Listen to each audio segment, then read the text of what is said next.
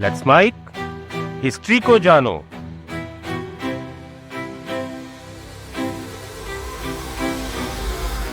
क्या आप जानते हैं 15 अगस्त 1947 को आजादी के जश्न के बीच अमृतसर स्टेशन पर मौत से भरी एक ट्रेन पहुंची थी।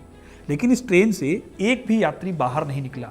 सभी खिड़कियां खुली हुई थी, दरवाजे बंद थे, जैसे ही पूरी ट्रेन भूतों से भरी हो। इस भयानक मंजर का पूरा हाल डोमिनिक लेपियर ने अपनी किताब फ्रीडम एट मिडनाइट में लिखा है। पहले मैं आपको वो हिस्सा पढ़कर सुनाता हूं।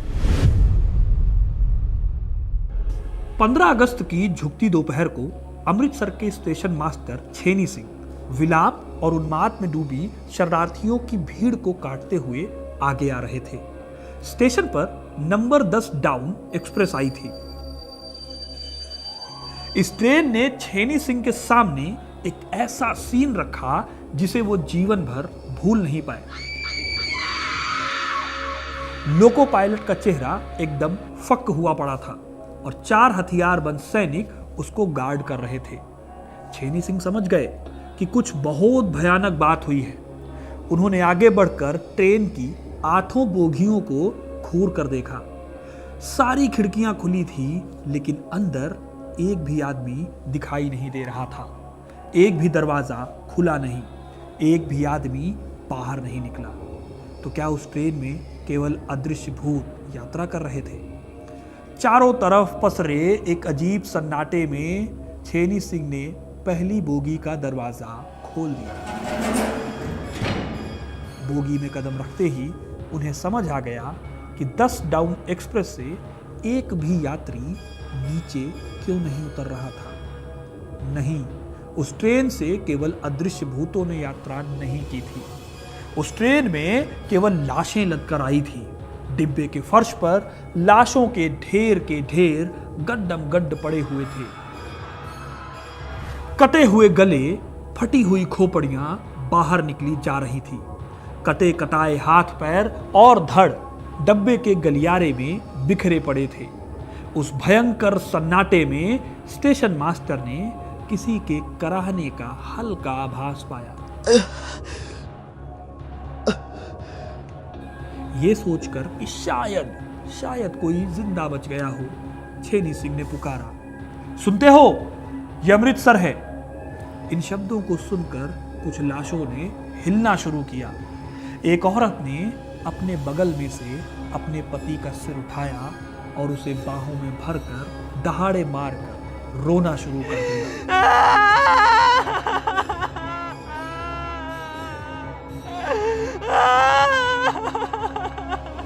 आखिर में छेनी सिंह ट्रेन के पिछले हिस्से की तरफ बढ़े।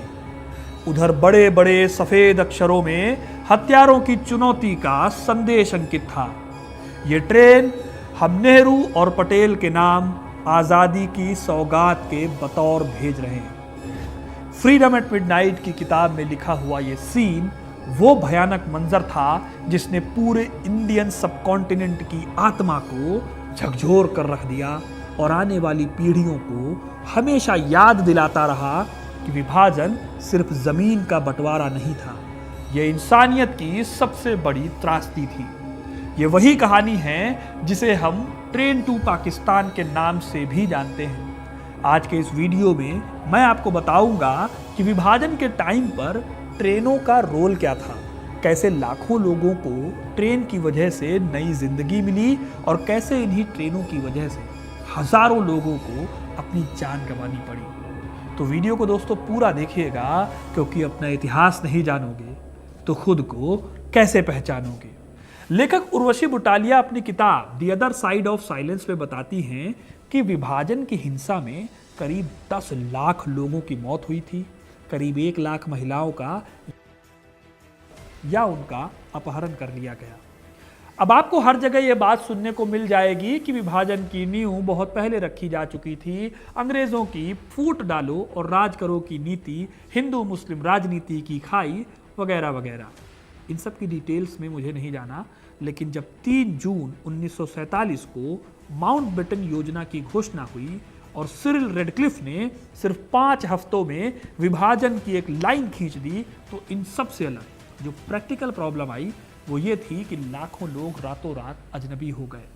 कार, साइकिल, ट्रेन, गधे, खच्चर, बैलगाड़ी, ट्रक, बस, जिसे जो साधन मिला वो उसी से चल पड़ा। जिसे कोई साधन नहीं मिला वो पैदल रवाना हो गया। किसी को अगर जरा सा भी लगता कि कोई जगह सेफ है तो वो उस तरफ चल पड़ते थे। इस टाइम पर ही ट्रेनों ने सबसे बड़ा माध्यम बनकर जन्म लिया। ट्रेनें उस दौर की सबसे बड़ी उम्मीद थी। किसी के पास बैलगाड़ी नहीं थी, कोई पैदल चलने के लायक नहीं था, इसलिए रेल पर लोगों को भरोसा था। लोग मानते थे कि वो ट्रेन से सेफली अपनी जगह से, अपने घरों से नए देश पहुंच जाएंगे या नए घरों में पहुंच जाएंगे। हजारों लोग रोज ट्रेनों से अपने नए देश, अजनबी देश की तरफ पहुंच रहे थे या फिर मौत के घाट तक पहुंच जाते थे। जैसे ही ट्रेन आती, भीड़ उबल पड़ती। कई बार लोग प्लेटफॉर्म से गिर जाते और पहियों के नीचे आ जाते।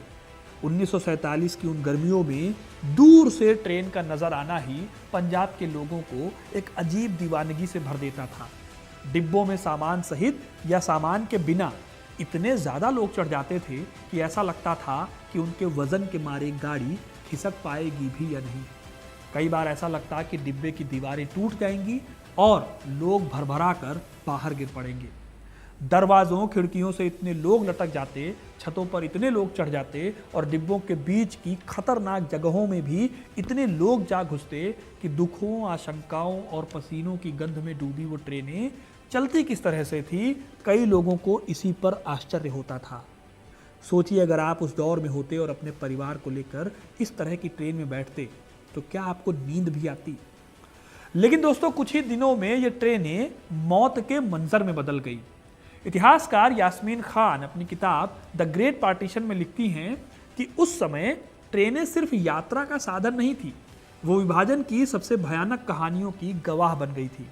ये ट्रेनें लाशों से भरी वापस लौटती और उनका नज़ारा देखकर पूरा शहर कांप उठता।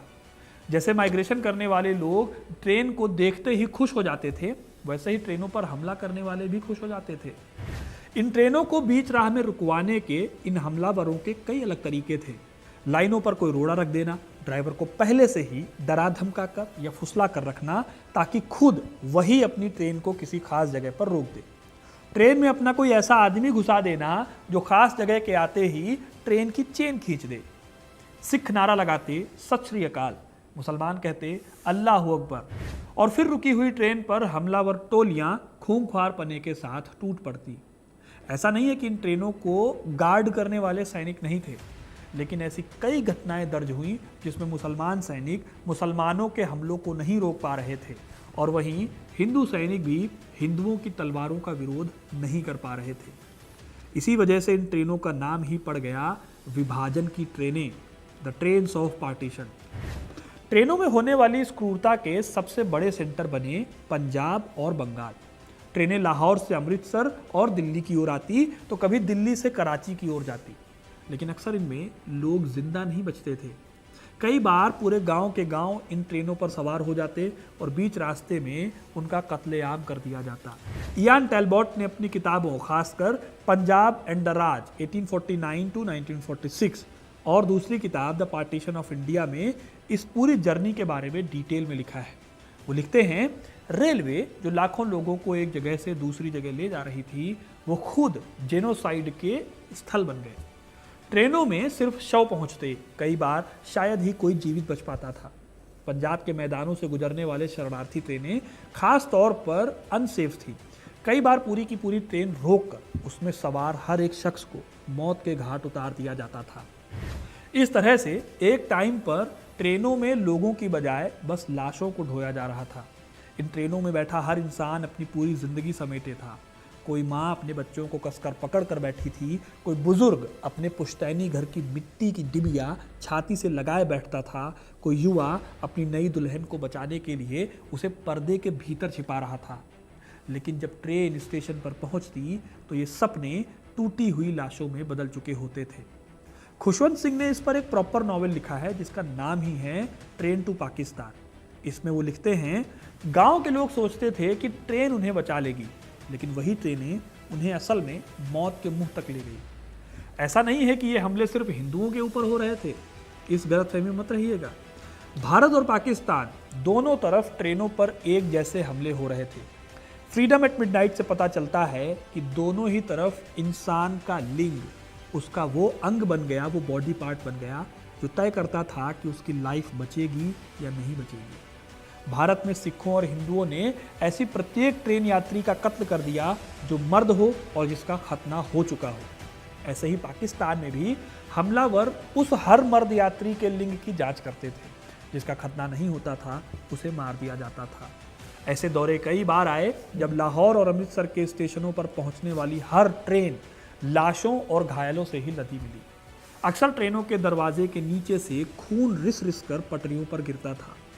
लाहौर रेलवे स्टेशन के बारे में बताते हुए डोमिनिक लैपियर और लैरी कॉलिंस लिखते हैं कि कुछ रेल कर्मचारी मशीनी ढंग से रोबोट की तरह प्लेटफॉर्म पर पानी डाल डालकर उसे धो रहे थे। लाहौर स्टेशन पर कुछ ही घंटे पहले भारत की ओर पलायन कर रहे हिंदुओं का वीभत्स नरसंहार हुआ था। कुछ कुली एक ठेले में गड्डम गड्ड लाशों का जबरदस्त ढेर ठीक उसी तरह से ले जा रहे थे जिस तरह वो किसी गाड़ी के सामान वाले डिब्बे में रखने के लिए भारी सामान ले जाते थे। ये दोस्तों वो किस्से हैं, भयानक किस्से हैं जो विभाजन के शुरुआती चरण में ट्रेनों में देखने के लिए आम थे। इस बीच सबसे ज्यादा कहर महिलाओं और बच्चों पर टूटा। उर्वशी बुटालिया अपनी किताब the other side of silence में लिखती हैं कि विभाजन की ऑफिशियल कहानियों में औरतों और बच्चों की त्रासदी को लगभग भुला दिया गया है। उन्होंने इस किताब में ओरल हिस्ट्री के जरिए ये सामने रखा कि हजारों महिलाएं अपहरण, बलात्कार और हिंसा का शिकार हुई। दोस्तों, विभाजन की ट्रेनें सिर्फ लोगों को एक जगह से दूसरी जगह नहीं ले जा रही थी, वो इंसानियत की आखिरी परीक्षा भी बन गई थी। गुलाम भारत की राजनीति को समझाने वाले इतिहासकार बिपिन चंद्रा ने लिखा है कि सत्ता हस्तांतरण यानी ट्रांसफर ऑफ पावर की इतनी जल्दबाजी और अव्यवस्था ने ही इस हिंसा को जन्म दिया।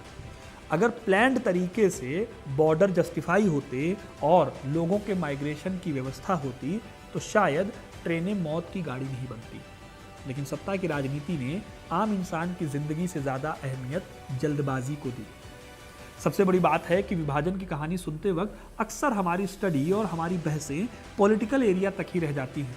जवाहरलाल नेहरू, जिन्ना, पटेल और गांधी जी की बहसें, रेडक्लिफ की जल्दबाजी भरी नीतियां ही अक्सर हमें बताई जाती रही हैं। लेकिन इन बातों के असर ने कैसे लाखों लोगों को जिंदगी और मौत के बीच में जंग लड़ने के लिए ढकेल दिया, ऐसी बातें अक्सर कम ही होती हैं। इस दौरान उन बच्चों का जिक्र नहीं होता जो बिना अपने पेरेंट्स के स्टेशन पर भटकते रह गए। उन औरतों का जिक्र नहीं होता जिन्हें जिंदा रहने के लिए अपनी पहचान तक बदलनी पड़ी। विभाजन के दौरान सीमा पार आने वाले सभी विस्थापित लोग जहां भी ट्रेन रुक सकती थी वहीं बस जाते थे। कुछ लोग पंजाब में बस गए, कुछ ट्रेनें बॉम्बे जिसे आज हम मुंबई कहते हैं, कुछ कलकत्ता यानी कोलकाता और कुछ यूपी के बरेली तक गई। कई लोग साउथ इंडिया में भी पहुंचकर बस गए। आखिरकार जब विभाजन की विभीषिका रुकी तब ट्रेनों में होने वाले कत्लों पर भी लगाम लगी। लेकिन ट्रेन में बैठने वाले हर शख्स को अक्सर ये पता होता था कि उनकी जान का कोई भरोसा नहीं है, फ्यूचर तो आप जाने दीजिए। हालांकि शुरुआती कुछ महीनों बाद दोनों देशों की सरकारों और सेनाओं के साथ लोकल ऑर्गेनाइजेशंस ने मिलकर कुछ ऐसे सिस्टम बनाए जिससे ट्रेनों में होने वाले नरसंहार कम भी हो गए।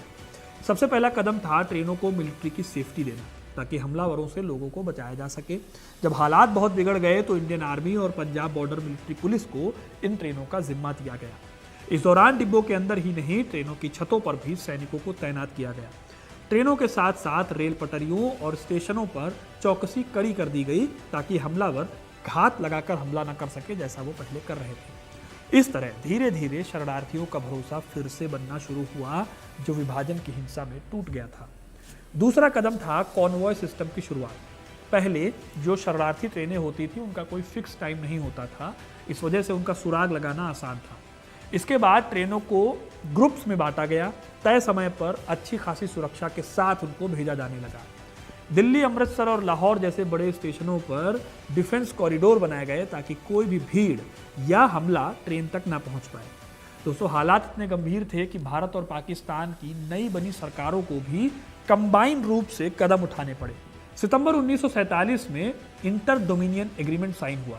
इसके तहत दोनों देशों ने शरणार्थी ट्रेनों की सुरक्षा के लिए आपसी तालमेल स्थापित किया। सीमा पर खास तौर पर लाइजन ऑफिसर्स तैनात किए गए जो ट्रेनों की आवाजाही की निगरानी करते थे। पाकिस्तान से भारत आने वाली ट्रेनों की हालत भारतीय अधिकारियों को पहले से बताई जाती थी और इसी तरह से भारत से जाने वाली ट्रेनों की खबर पाकिस्तान को दी जाती थी। इस आपसी तालमेल ने अचानक होने वाले हमलों की पॉसिबिलिटीज़ को काफ़ी कम कर दिया। फिर सरकारों ने स्पेशल रिफ्यूजी ट्रेनें भी चलाई। इन ट्रेनों की बोगियां खाली रखी जाती और पूरी ट्रेन एक मिलिट्री घेरे में चलती। इस तरह लोगों के बीच ट्रेनों को सेफ माना जाने लगा और फिर से लोग ट्रेनों पर चढ़ने लगे थे। लोग इन्हें कंपैरेटिवली ज़्यादा सेफ मानकर इन पर चढ़ने लगे। इसके अलावा लोकल एनजीओज ने भी काफ़ी इंपॉर्टेंट भूमिका निभाई। स्टेशनों पर रिफ्यूजी कैंप लगाए गए, मेडिकल सहायता केंद्र बनाए गए, स्वयंसेवी संगठन जैसे कि खालसा राहत कमेटी, गांधी सेवा संघ और आरएसएस ने शरणार्थियों को खाना, पानी और दवा उपलब्ध कराई। कई जगहों पर धार्मिक नेताओं ने भीड़ को शांति का संदेश दिया, जिससे हिंसा को काबू करने में मदद मिली। इस तरह विभाजन के शुरुआती महीनों में ट्रेनें मौत का जो पर्याय बन चुकी थी, लेकिन बाद में मिलिट्री स्कॉट, कॉन्वॉय सिस्टम और भारत पाकिस्तान के कंबाइंड कंट्रोल के चलते, खासतौर पर शरणार्थी ट्रेनों और लोकल संगठनों की मदद से हालात धीरे धीरे संभलने लगे। इन्हीं उपायों के कारण लाखों शरणार्थियों का सुरक्षित पलायन संभव हुआ। आज़ादी हमने पाई, लेकिन इसकी कीमत कितनी भयानक थी। जब भी हम आज़ादी की बात करें तो उन ट्रेनों को याद करना भी ज़रूरी है। अब आप क्या सोचते हैं, क्या इस लेवल पर जो हिंसा हुई उसे टाला जा सकता था? कमेंट में अपनी राय ज़रूर बताइएगा।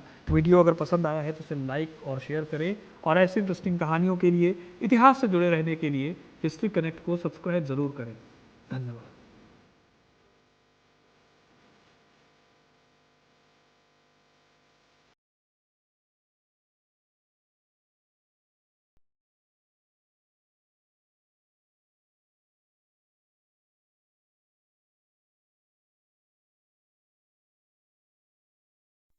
आप सुन रहे थे let's mind more than radio. Follow कीजिए हमें हमारे सोशल मीडिया प्लेटफॉर्म्स पर।